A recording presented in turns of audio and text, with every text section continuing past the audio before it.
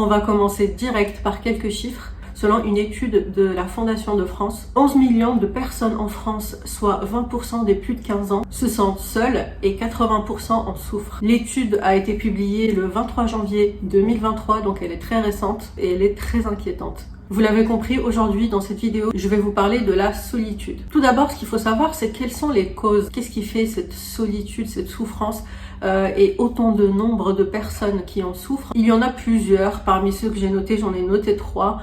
Je trouve déjà qu'il y a la sortie de chez le foyer familial assez rapidement, c'est-à-dire plus tôt que prévu. On va sortir de chez ses parents et on va vouloir faire notre vie. On est pressé de devenir adulte, d'avoir son indépendance, etc. Sauf qu'on se rend pas compte. Ok, au début c'est bien, vous savez, les premières années on se sent bien, on est tout seul, on fait ce qu'on veut, on sort quand on veut, on dort quand on veut. Vous voyez, ce genre de choses, on se sent bien.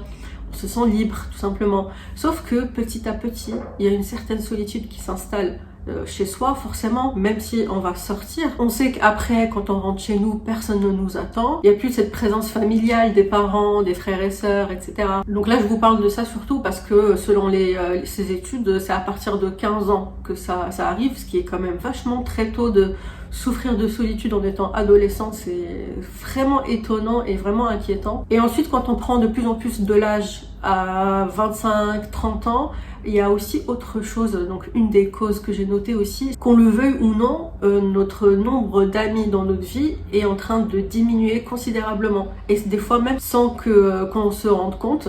Moi, quand j'avais la vingtaine, j'avais une quarantaine de potes, ce genre de choses. Quand je faisais des soirées, je savais qu'il y aurait finalement beaucoup de monde chez moi avec ma soeur jumelle. On avait vraiment beaucoup de potes. Et ensuite, 22, 25, 29, voilà, 30, aujourd'hui 31 ans. Et c'est vraiment plus pareil. Chacun fait sa vie, c'est normal. C'est parce que c'est l'âge où tout change dans sa vie. On a un travail stable. Là, je vous parle de façon classique. Je sais très bien qu'on n'est pas tous pareils, mais là, je vous parle vraiment de la majorité, du schéma classique de la société qui faut pas forcément suivre. Chacun fait ce qu'il veut, qu'on le suive ou non. Ça, c'est un autre sujet. Mais voilà, dans le schéma classique, généralement, vers la trentaine, on est stable, plus ou moins. On a un travail, donc un CDI, et on a rencontré quelqu'un. Il y en a même qui ont déjà leur famille, voilà, leur maison, etc. Donc en fait, ils ont fait leur vie et petit à petit, on se perd de vue. On voit plus trop les amis comme on les voyait avant, physiquement. Je veux dire, on les voit plus comme avant, et ça joue beaucoup. Avant, moi, je vous dis, j'en avais plein d'amis, et aujourd'hui, ça se compte sur les doigts d'une main, vraiment. Après, c'est des vrais amis sur qui je peux compter, donc vaut mieux quand même privilégier la qualité à la quantité. Mais vu qu'ils sont peu, bah du coup, quand je veux sortir faire quelque chose, j'ai moins de chances de pouvoir décrocher un rendez-vous avec mes amis parce qu'elles ont toute leur vie.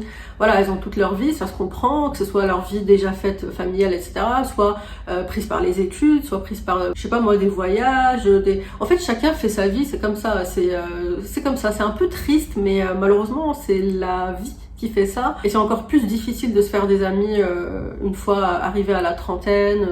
On peut le faire, bien sûr, il n'y a aucun souci, mais ce que j'essaie de dire, c'est que quand on est dans le cadre des études, en fait, que ce soit dans le cadre des études ou même d'un nouveau travail, on est obligé de socialiser avec notre cercle qui est là d'office. On l'a pas choisi, c'est le cercle par défaut. Par exemple, on commence un nouveau travail. Le cercle est là par défaut, donc on fait connaissance avec nos collègues. Après, il y en a qui préfèrent prendre leur distance au niveau professionnel, ce que je comprends parfaitement. Mais au niveau personnel, par exemple, quand on est au lycée, à la fac, pareil, on a un certain cercle qui nous est imposé, un cercle de personnes. Voilà. Et donc du coup, ces personnes-là, on socialise avec, à force de les voir tous les jours, et c'est comme ça en fait qu'on va se faire nos potes. Alors qu'une fois qu'on n'a plus l'habitude d'aller en cours, qu'on a terminé nos études par exemple, et qu'on a un travail, à part les collègues qui sont avec nous, c'est un peu difficile de socialiser et de trouver de nouvelles personnes, de faire de nouvelles connaissances et d'avoir de nouveaux amis. Ça, j'ai l'impression que c'est un sujet limite un peu tabou, les gens osent pas en parler, mais c'est la vérité, c'est ce qui arrive à tout le monde. Et ça me ramène à un autre sujet justement qui est très intéressant d'en parler, c'est l'influence des séries américaines et des films, mais surtout les séries par rapport à ça, donc avoir son cercle d'amis. Par exemple, la série comique que tout le monde connaît, How I Met Your Mother, c'est vraiment toujours un groupe d'amis qui se retrouvent tous les soirs après le travail, qui vont au bar, qui vont boire ensemble, qui rigolent, qui s'amusent. C'est vraiment l'aventure tous les soirs. Et qui se retrouvent tout le temps. Chacun raconte sa vie, on rigole, enfin vraiment on a ce genre de série. Dans le même type, on a la série encore plus connue, la série Friends, que j'adore. Pareil avec les 6 personnes qui sont tout le temps fourrées ensemble, qui habitent presque ensemble, parce qu'on les voit tout le temps les uns avec les autres. Ils souffrent jamais de solitude, ça c'est sûr, dans ce cas-là, hein, dans ce cas fictif. Il y en a plein des exemples comme ça de séries. Il y a aussi Sex and the City, il y a Cougar Town, pour ceux qui connaissent. Et je vais vous rajouter la liste de tout ce que j'aurais trouvé comme série en plus. Mais ça prouve justement, on a plein de séries comme ça, ça prouve que on va conditionner l'humain à, à avoir ce genre de moment de rencontre avec ses amis et qui sont tout le temps là. Le fait qu'ils soient tout le temps là, on a l'impression dans la société que c'est normal, et que ce qui n'est pas normal, c'est d'être seul et de pas pouvoir faire ça, sachant que c'est quelque chose que les gens, on aimerait tous avoir nos amis tous les soirs, si on a que ça à faire, hein, on aimerait tous être souvent entourés, mais malheureusement c'est pas comme ça que ça marche vraiment tout le temps pour tout le monde, c'est normal, hein. Et ces séries-là, elles vont faire se sentir mal plusieurs personnes qui souffrent de solitude et qui se disent ah, comment ça se fait, les autres ils sont comme ça, ils sont tout le temps avec leurs amis, alors que moi j'ai du mal à prendre rendez-vous avec une de mes amies qui va être tout le temps occupée. Comment ça se fait? Donc on commence à se comparer, on commence à se dire qu'on n'est pas normaux, peut-être que le problème vient de nous, alors qu'en fait non, faut se dire que c'est juste des séries, que ça représente pas forcément les faits. Ça existe, hein, pour de vrai sûrement, mais ça représente pas la majorité. C'est surtout comme ça qu'il faut penser, et c'est ce qu'il faut se dire, hein. C'est pas juste histoire de se rassurer, c'est vraiment la vérité. Et, de toute façon, même le prochain sujet d'ailleurs, dont je voulais vous parler et qui fait partie des causes, c'est les réseaux sociaux. Donc voilà, là je vous fais la transition avec ça. Mais en gros, dans les réseaux sociaux, c'est ce qu'on va aussi tout le temps montrer tout le temps qu'on est avec ses potes, qu'on fait des sorties, qu'on fait des soirées tous les jours, voilà, et qu'on n'est jamais seul. Ça joue beaucoup, alors que ça veut rien dire. Les personnes vont vous montrer que ce qu'ils veulent dans leurs réseaux sociaux. Ils vont pas vous montrer des moments où ils sont seuls, ils font des choses seuls. Il y en a qui le font peut-être, et c'est une bonne chose, hein, je trouve, mais la plupart c'est vraiment juste je montre que j'ai plein d'amis, que j'ai plein d'activités, voilà, que je fais ça, et ça contribue à un malheur encore plus appuyé pour les gens qui sont vraiment dans la solitude. Donc les réseaux sociaux et la télé, ça arrange vraiment pas les choses. Bon, là je vous ai parlé des causes et conséquences, ce genre de choses. Je vais maintenant quand même vous ramener vers des solutions qui sont peut-être un peu bateaux pour certaines, mais qu'il faut absolument que je vous dise quand même, on sait jamais, parce que voilà, on n'a pas toute la même réflexion. Donc ça, j'ai noté qu'il fait aussi partie des causes et en même temps des solutions. C'est le fait qu'on n'ose pas sortir seul. Sortir seul pour aller dans un bar, dans un café, pour aller en soirée, pour voyager, ou pour aller simplement au restaurant, ce genre de choses, ou aller au cinéma. En fait, on n'ose pas sortir seul parce que dans la société, c'est vu comme triste. Je comprends pas, c'est vraiment dommage et malheureux de se dire ça. Alors rassurez-vous, je vais pas vous sortir le délire du genre vaut mieux être seul que mal accompagné, faut d'abord s'aimer soi-même avant que quelqu'un d'autre ne t'aime. Tous les gens qui sortent ça, je suis absolument pas en train de dire que c'est faux, c'est vrai. Mais en fait, comprenez qu'en 2023, c'est tout le temps la même chose. On nous rabâche tout le temps les mêmes phrases. Oh, tu verras, il faut d'abord que tu te sentes bien toute seule, et ensuite tu verras comment tu te sentiras mieux quand tu verras les autres. Et nanana. En fait, il y a des gens qui se rendent pas compte que nous, qui sommes souvent sur les réseaux sociaux, on regarde, on écoute ce genre de choses, on le voit partout, tout le temps, et eux ils croient qu'ils vont t'apprendre un nouveau truc, et ces gens-là qui sont là en mode ah mais en fait tu sais pas, hein, mais en gros faut être bien d'abord tout seul, hein, faut d'abord se sentir mieux comme ça tout seul avant de voilà, même de penser à, même au niveau amoureux, hein, avant de rencontrer quelqu'un. Ces gens-là ils croient que c'est eux qui ont inventé ces phrases, mais toutes ces phrases on les connaît par cœur et on sait qu'elles sont vraies. Mais voilà, juste petite parenthèse, vraiment c'est chiant les gens comme ça qui vous rabâchent tout le temps la même chose que vous avez déjà entendu genre il y a des années. Ils croient que c'est la première fois qu'on va les entendre. Bon, tout ça, je reviens à ce que je disais. Donc, tout ça pour dire que quand je vous dis on n'ose pas sortir seul, c'est vrai, hein, je pense que ça pourrait faire partie des solutions de commencer à sortir seul. Et pas dans le sens où je vais sortir seule, je vais rester seule. Non, dans le sens où je vais sortir seule, par exemple, à une soirée. le soir comme ça, on va s'amuser dans Paris, pour ceux qui sont de Paris, dans un bar et tout. Genre moi personnellement j'ose pas le faire et encore aujourd'hui j'ose toujours pas et je me dis peut-être que je vais commencer à le faire. À partir de carrément ce week-end, le week-end prochain, peut-être que je vais le faire. Pourquoi tout le temps s'attendre à ce que quelqu'un soit disponible? Parce que le problème c'est que cette personne ne peut pas être tout le temps disponible, hein, cet ami à qui vous demandez. Donc j'ai envie de vous dire chiche pour ceux qui voilà, je vous défie dans cette vidéo, faites quelque chose seul dans le but de vous faire de nouvelles connaissances. Vraiment, c'est-à-dire là, si vous n'êtes pas trop soirée, bar, ce genre de choses, faites plutôt un restaurant seul ou un café seul, ce genre de choses, ou cinéma, dans le but de socialiser, de faire de nouvelles rencontres et de prendre des contacts. Vraiment essayez, voilà, je vous défie de faire ça, je me défie moi-même aussi, je vais le faire en soirée, j'aimerais bien faire ça. Et puis ça se trouve vraiment, on va rencontrer de nouvelles et belles personnes, on sait jamais. En tout cas, ça fait partie des choses qu'il faut se forcer à faire et qui font partie des solutions. Parce que moi, toutes les solutions que je vais vous donner dans cette vidéo, j'ai pas la science infuse, hein, bien sûr, hein, je vous donne juste les solutions parce que moi-même, j'ai peut-être un peu oublié de vous le dire, je suis trop naze, mais moi-même, je souffre de solitude, hein. C'est pour ça que j'ai fait cette vidéo, c'est parce que je sais ce que ressentent les autres et je sais ce qu'il faut faire et de pas faire, donc c'est pour ça que je me permets de vous donner quelques conseils. Et pour ceux d'entre vous qui vraiment vont voir cette vidéo et se dire non, oula, je préfère pas du tout faire ce qu'elle dit, je vais quand même pas me mettre à sortir seule pour rencontrer, je préfère vraiment qu'il y ait quelqu'un avec moi, etc.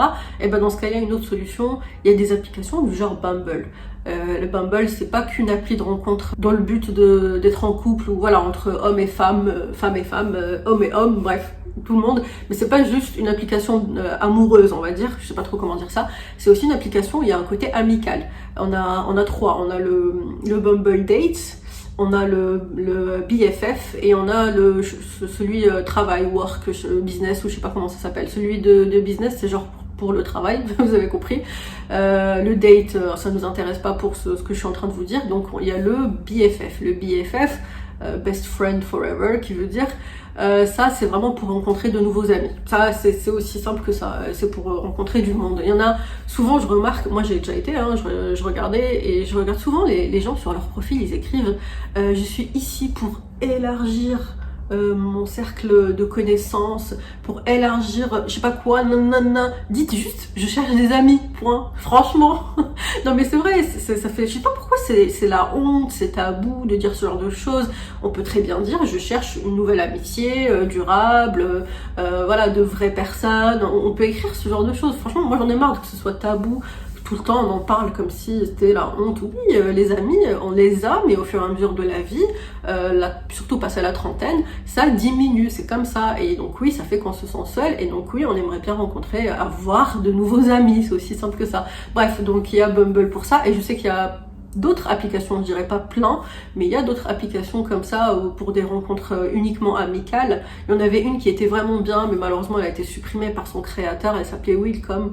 Et bref, c'est comme ça que j'avais rencontré une de mes meilleures amies aujourd'hui. Donc vous voyez, c'est vraiment parfaitement faisable, c'est pas des fakes, non, c'est vraiment pour faire connaissance. Si vraiment vous n'avez pas envie de faire les choses seul et de vous aventurer, que vous n'êtes pas encore prêt, essayez déjà ça, essayez déjà de vous aventurer avec quelqu'un d'inconnu, donc de le rencontrer comme si vous étiez en date, mais en fait c'est pour une relation amicale. Et puis voilà, c'est ça franchement, moi je me dis heureusement que ce genre d'application existe, parce que déjà que le monde des réseaux sociaux commence un peu à nous pourrir la vie sur pas mal d'aspects, au moins qu'il y ait des choses hyper positives comme ça, vous voyez. Ensuite, je vous parlerai d'un truc un peu bateau aussi, parce que ça vous allez me dire non, sans blague, mais quand vous vous sentez seul, si vous avez des passions, des activités que vous pourriez faire, même des loisirs, ce genre de choses, mais quelque chose qui vous anime, hein, pas quelque chose qui, voilà, quelque chose vraiment qui vous anime, qui vous plaît. Et si vous savez pas, d'ailleurs si vous n'avez pas de passion, ce genre de choses, c'est pas grave, hein. Les gens ils sont là tout le temps dire ouais c'est quoi ta passion dans la vie, on peut ne pas en avoir. Moi j'en ai plein, mais les gens qui en ont pas, c'est pas grave, hein. Vous vous sentez pas mal à cause de ça, parce que vraiment ça aussi c'est un autre sujet. Et donc déjà si vous pouvez remplir ce vide de sentiment de solitude avec votre activité, qu'elle soit chez vous ou alors carrément pourquoi pas de prendre des cours, par exemple dans la musique, je sais pas, apprendre le piano, apprendre à chanter, apprendre la guitare, le violon, etc. Donc se déplacer c'est encore mieux. Ça vous permet de prendre l'air, ça vous permet de rencontrer la personne chez elle, le professeur, ou alors carrément un truc de groupe. Si vous êtes plus sociable que ça, c'est encore mieux. Donc comme je disais, soit une activité chez soi, soit une activité dehors, qui pour moi serait encore mieux, parce qu'on se rend pas compte en fait, mais avec la solitude, plus ça dure, plus on peut développer une dépression. Et ça, c'est vraiment très très très grave. Il faut savoir que la dépression, c'est une maladie très très très grave. Je sais, je suis en train de dire ça en 2023. Il faut savoir que je le dis parce que encore aujourd'hui, il y a des gens qui comprennent pas la dépression, qui confondent ça avec de la déprime. Être déprimé, c'est pas pareil, hein. Déprimé, dépressif, là on a une maladie du cerveau, et de l'autre on a un état d'esprit, hein, déprimé. C'est pas vraiment du tout, mais alors du tout la même chose. Et petit à petit, quand on reste trop chez soi, à force de pas sortir, et ben on peut développer ça. Je veux pas vous faire peur, je veux juste vous dire faites attention, et si c'est possible, vaut mieux prévenir que guérir, justement. Moi je l'ai, hein, j'en souffre, c'est pas quelque chose dont j'ai envie de parler forcément tout de suite, je vais peut-être faire une vidéo dessus, mais c'est quelque chose de vraiment horrible que je souhaite à personne. Et mélangé à la solitude, on dirait que les deux vont ensemble, hein. Et en gros il faut vite en sortir, et si possible les activités que vous voudriez faire pour combattre la solitude, franchement c'est mieux de les faire dehors, d'aller voir du monde dehors. Rien que le fait de prendre l'air, prendre des transports, ça vous bougez un peu. Et prendre des transports, c'est pas vraiment un argument, parce que le métro, laisse tomber, RER et tout, c'est pas un argument, hein. Bref. Et si vraiment tout vous gonfle au niveau activité, etc., il y a autre chose que moi personnellement je pense vraiment que c'est ce que je vais faire, c'est tout simplement un travail. Dans le sens où si vous avez déjà un travail, moi j'ai déjà un travail, hein, j'ai déjà mon CDI 35 heures, mais j'aimerais prendre un deuxième travail parce que ça me permettrait tellement de choses. C'est-à-dire ça me permettrait déjà de ne plus m'ennuyer, j'aurai de l'argent en plus, ça va me permettre de rencontrer de nouvelles personnes, et ça va me permettre de ne plus me sentir seule. En fait, il y a beaucoup d'avantages à prendre un deuxième travail, rien que pour tout ce que je vous ai cité. En fait, je voudrais travailler tous les soirs et week-end, ou un week-end sur deux, bon bref, à voir avec la société avec laquelle je vais travailler. Mais voilà, un travail du soir et de week-end, en plus de mon travail. Là, c'est sûr que je vais pas avoir le temps de penser à la solitude. Et il y a d'ailleurs autre chose, justement, une des causes que j'ai oublié de vous dire, c'est quand vous avez trop de temps de libre. Si vous avez trop de temps de libre, vous avez donc le temps de réfléchir. Et une fois qu'on tombe là-dedans, je peux vous dire que c'est là le mauvais cocktail.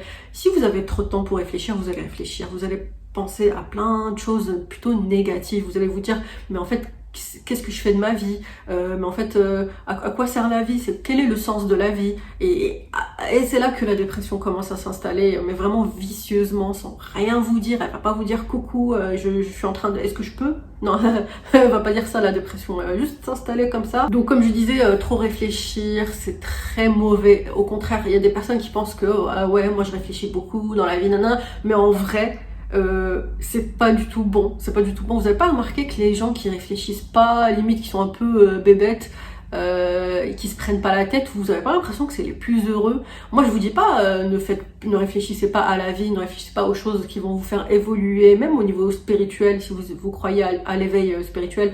Moi je parle pas de ça, c'est bien de le faire, mais plutôt de lire des livres de développement personnel sur ça. Mais rester chez soi et réfléchir à tout au sens de la vie, mais trop en fait, trop en réfléchir et se faire des films, et je sais pas comment vous expliquer, parce que moi c'est ce qui m'arrive en fait, je réfléchis tellement trop, alors que vous avez pas remarqué que ceux qui n'ont pas le temps de réfléchir et qui sont tout le temps occupés dans leur vie, vous avez pas remarqué qu'ils étaient plus heureux? Pas vraiment très heureux forcément, mais au moins ils sont plus heureux. C'est-à-dire ces personnes-là qui sont occupées tout le temps, allez les voir et demandez-leur est-ce qu'ils sont heureux ou est-ce qu'ils sont malheureux.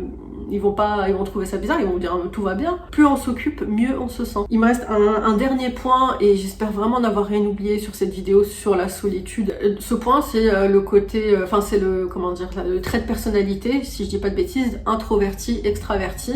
Ça aussi, ça joue dans sa solitude, parce que les personnes qui sont introverties, c'est des personnes qui auront besoin de se recharger chez eux, et qui peuvent pas rester trop longtemps dans une dans une situation sociale. Donc par exemple en groupe, et que ça va durer des heures et des heures, ces personnes-là ils se sentent pas trop bien. Alors pas dans le sens où ils sont timides ou je ne sais quoi, parce que les gens ils confondent tout et n'importe quoi. C'est pas être introverti, ça veut pas dire timide, hein. Tu peux être introverti et très sociable. Et en même temps, tu as des extravertis qui peuvent être pas sociables du tout et timides. Donc ça n'a rien à voir avec la sociabilité et la timidité, c'est pas ça en fait. L'introverti, c'est celui qui a besoin de se recharger seul, donc il a besoin d'être seul souvent et de temps en temps sociabiliser. Alors que, en fait, c'est un besoin dans le cerveau, je sais pas comment vous l'expliquer, c'est pas un trait de caractère. Et celui qui va être extraverti, c'est celui qui a besoin de se recharger en allant socialiser et en voyant les autres. Donc par exemple, quelqu'un qui il va passer quelques heures avec ses potes, il va se sentir mieux et après chez lui, voilà, il va être serein. C'est ça en fait la différence. En gros, pour vous expliquer, si vous savez pas ce que vous êtes, si vous êtes introverti ou extraverti, parce que franchement ça peut être compliqué, hein, c'est pas aussi simple, c'est pas toi tu sors beaucoup, t'es extraverti, toi tu sors pas beaucoup, t'es introverti. Non, ça marche pas comme ça. Il y a plusieurs critères à prendre en compte, mais moi je vais vous l'expliquer en sorte avec des termes genre batterie, comme une batterie de téléphone, on va l'appeler la batterie sociale. Si vous êtes introverti, vous avez besoin de remplir cette batterie sociale en étant chez vous, dans le calme. Sans les autres. Si vous voyez que vous vous sentez mieux et que la batterie est en train de se recharger, c'est que vous êtes introverti. Dans le cas inverse, vous êtes extraverti. Au contraire, si vous voyez que quand vous êtes seul, vous êtes beaucoup trop seul et que vous avez besoin de voir les autres et voilà, pendant quelques heures, voilà, quelques temps, et que vous voyez que ça vous rebooste, donc la batterie sociale elle monte, là ça veut dire que vous êtes extraverti. Après, on peut aussi être un mélange des deux. Au début je croyais que c'était soit l'un soit l'autre, mais en fait non, ça peut être un mélange des deux, extraverti, introverti. Et moi personnellement, on s'en fout, mais en faisant ma propre analyse, au début je pensais que j'étais introvertie, mais en vérité quand je suis beaucoup trop seule, ça va pas, et je me rends compte que quand je vois mes amis, eh bien j'ai l'impression d'être reboostée et requinquée, donc j'ai l'impression d'être aussi extravertie. C'est pour ça que je vous dis que ça peut exister les deux. Moi je pense vraiment sérieusement que je suis entre les deux. Bon, donc en résumé, avant de terminer cette vidéo, essayez d'être le plus positif possible. Oui, ça c'est quelque chose qui énerve aussi les gens parce qu'on n'arrête pas de le répéter, mais pourtant ça c'est le seul truc où je dirais jamais le contraire. Essayez d'être le plus positif possible. Essayez de pas trop vous mettre dans l'état d'esprit que vous êtes seul. Essayez de sortir au maximum possible, même seul, dans le but de faire de nouvelles rencontres.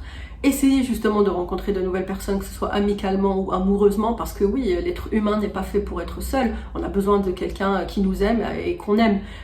Pas dans le sens où ça va être de la dépendance affective, encore une fois, et pas dans le sens où vous allez enchaîner les relations. Si par exemple ça fait un moment que vous êtes seul, c'est le moment peut-être de se lancer à de nouvelles rencontres amoureuses. Ça franchement, je vous le dirai jamais assez, c'est pas quelque chose qui est à mettre de côté, parce que moi je trouve qu'il y a beaucoup de toxicité sur le sujet des relations amoureuses, dans le sens où on a l'impression que dès que on dit qu'on veut être en couple, on se fait limite attaquer, on se fait taxer de dépendant affectif, voilà, tout ça. Et moi, en fait, j'en ai ras-le-bol. Non, si vous vous sentez seul, que vous n'avez pas enchaîné non plus les relations, que votre dernière date un petit peu, et que vous avez envie de faire des rencontres amoureuses, faites-le, vraiment, que ce soit dehors, avec les applis de rencontres. On s'en fout, faites-le si vous savez que ça vous rend heureux. Bien sûr, cette personne ne doit pas être toute la source de votre bonheur, hein, mais ça, j'ai pas besoin de vous dire tous ces discours qui sont hyper chiants. Non, mais honnêtement, l'être humain est fait pour être avec un autre être humain, et le bonheur est mieux à deux que seul. Ça, je vous ferai jamais changer d'avis sur ça. Et franchement, honnêtement, ça m'énerve un peu les gens qui sont trop dans l'inverse, et qui sont trop limite en train de faire la promotion de la solitude. Ensuite, essayez de savoir si on est extraverti ou introverti.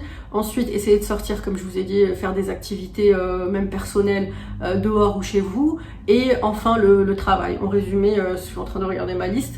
J'espère n'avoir rien oublié. En tout cas, si j'oublie quelque chose, je vais peut-être l'ajouter quelque part. Ça me saoule parce que je voulais vraiment pas... là, je suis à 30 minutes de rush et je voulais vraiment pas faire une vidéo longue, surtout sur ça. J'aime bien.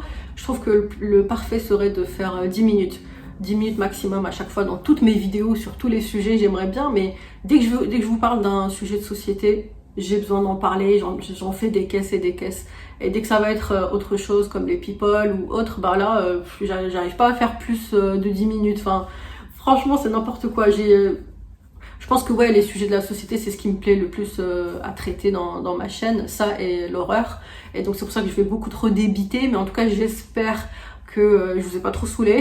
Et dans le cas contraire où vous avez aimé cette vidéo, n'hésitez pas à la liker littéralement avec le pouce bleu et à vous abonner, ça me ferait énormément plaisir. En tout cas, je vous remercie d'avoir regardé cette vidéo, surtout si vous l'avez regardée jusqu'au bout. Et je vous dis à très vite pour une prochaine vidéo. Ciao.